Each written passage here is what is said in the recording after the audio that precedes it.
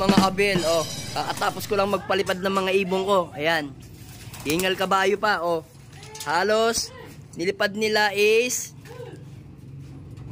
yun, 1.5 oras. Ayan, oh.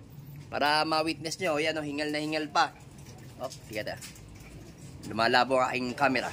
Asan na yung mga lumipad? Ayun, yung brown. Ayun, si Dugyot.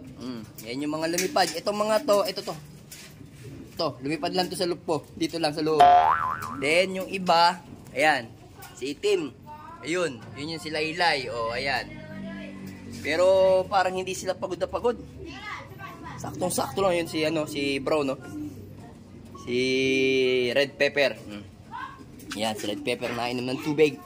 Kakunti lang yung nilagay kong tubig, oh. Mamaya, maglalagay tayo ng tubig ng ihinang pala ang may kulugo. Tayo lang, papakain lang muna tayo. So, inuna ko nga pakainin tong mga abiel. Ayan, papansin ninyo, ayan. Inuna kong pakainin tong mga young bird dito. So, yung, ayun yung si Miss DQ lang ang hindi young bird dyan. So, ito, lipat tayo dito para makita ninyo. Ayan. Ayan. Si Miss DQ lang ang hindi dyan young bird. Halos lahat yan, young bird na. Yan, nilagyan natin ng lights. Yan, oh. Checkered, blue bar lang yung ibon natin. Isa nga lang yung blue bar ko, yun lang, oh. Panay checkered sila, oh. Yan. Kumakain sila dito. So, ilagay nga natin to dito. Para mas maliwanag. Yun. Yan. Miss Dicky, oh. Breeder ka na lang, ha. Papares kita kay kay Beckert. Ayan, sige, kain muna kayo dyan. And dito, ayan. Tapos tayo magpakain dyan sa mga yan. Then, yun. Saan natin papakita yung nyan, egg nyan. Kasi nakapisa na siya. Ayan, saan na natin tingnan. Pagka medyo malaki na, update ko kayo pag malaki na ang anak ni Arden.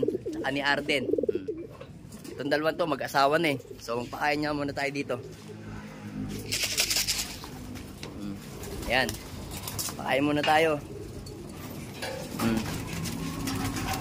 Si Basib to mga to sigurado. Ito lang yung pagkain ng ibong ko, mga abel. Habang nag-training ako, ito lang pagkain nila. Ayan. Ito kasi nyo, ayan. Kayo na lang humula. Ayan lang, ha. Nagwawala sila, oh. Nagwawala yung mga ibon. Sa hapon kasi, mas marami akong pinakakain ng hapon. So umaga, parang tikim lang sila. Kaya ganyan yung mga ibon ko, akala mo, mga patay gutom.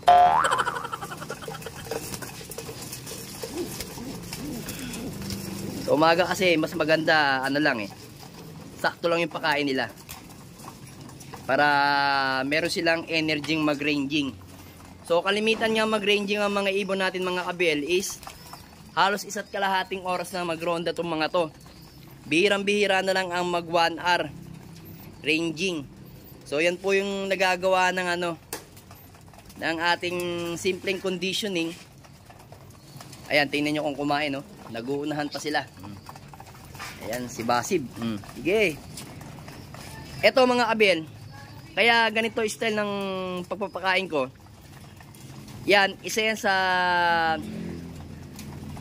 kailangan ng mga ibon kasi pagdating ng tawag dito sa truck, ganyan yung pakainan sa truck eh. Ganyan yung pagkain nila o kapakainan nila, talagang nag-aagawan sila sa truck, kaya kailangan masanay na yung ibon natin. Ayun si Pilay, oh. Ayan, medyo talagang ganitong oras ako nagpapakain, 5, 5:30 o bago mag alas 6. Buti nga hindi ko na-video na isang araw yung medyo kulimlim. Alas 3 ko pinakawalan, bumaba sila, magdidilim na, mag alas 6 na. Mas gusto nila madilim yung nililiparan nila.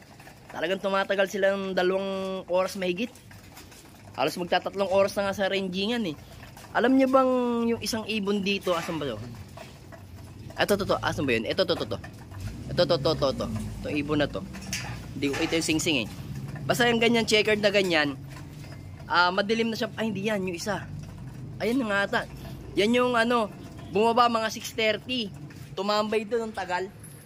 Gabi na, maliwanag dito. Kuhaan mga solar ko, yun ang mga solar ko. Kaya, nakababa siya dito ng maganda. Medyo ilang nga siyang bumaba dahil nga madilim na yun mga abel. Pasensya na't medyo namamalat ako. Yan. Yan, ganyan lang update sa mga ibon natin mga abel. Talagang kailangan ng ibon healthy. Malakas kumain. Basta healthy lang sila. Magre-ranging sila ng maganda. Hindi nyo kailangan puwersahin ng ibon ninyo. Ako, ang ginagawa kong ranging mga abel, bali ganito diskarte ko mga abel. Ngayong araw na to, alas 3 ako nagpalipad. Then kinabukasan naman, mga alas 8 ako magpapalipad hanggang alas 10 yun. Bababa yung mga alas 10. Mga 10 to 10:30 sila kakain eh. Then, pagdating ng mga, alas 3, lipad na naman sila. Nag-alternate ako ng ranging ng ibon ko. Hindi ko kailangang bugbugin ng ibon ko. Gusto ko, syempre, may konting rest din yung ibon ko. Kaya, minsan, isang beses lang ako magpakain. Isang beses lang ako magpalipad. Pakain naman. Isang beses lang ako magpalipad sa kanila para may energy naman sila. Hindi naman sila nabubugbog halos sa liparan. Pagdating ng labanan, tamad na silang lumipad. Diba mga abel? Wala nang tubig yan, kaya ganyan. Ayan. Nalagyan ko muna sandali mga abel. Ayan mga abel, nilagyan ko na ng tubig. Ano yan? Tubig lawasa lang yan. Umiinom ng lawasa lang yung ibon natin. Hindi natin kailangan mineral ang painumin sa ibon natin. Kasi pagdating sa truck, panay nawasa lang ang iinumin nila. Huwag tayong maging maarte sa mga ibon natin. Maging maging practical lang tayo sa pagkukondisyon ng ibon. Kung tayo nga, minsan hindi tayo nagmi-mineral eh. Yung mga ibon natin, imi-mineral natin. Ginawa natin baby sila. Ito yung umuwi ng ng alas 7, 6:30, madilim na. Ayan, yung ibon na yan. Kita nyo, titikas ng tumayo mga ibon natin. Sana ganyan din katitikas ang performance nila sa South. Ito, pinakabata. Ayan. Yung pinakabata dito, ayan si... Ay, ito pala yung first clutch ni Igan Willie Ang. Tapos cross sa ay hindi, Johnson President pala yan. Johnson President yan. Cross sa Inbreed Vandenbroek. Yan. Ito pala yung first clutch ni Igan. Yan yung white flight mga abel. Pasensya na't medyo hapon na kaya ganyan yung ating camera. Yan. Magpapahinga na daw sila. Ayan, matutulog na daw sila. Ayan mga ibon natin. Sige na, mag-rest na kayo. Bukas naman, arranging natin.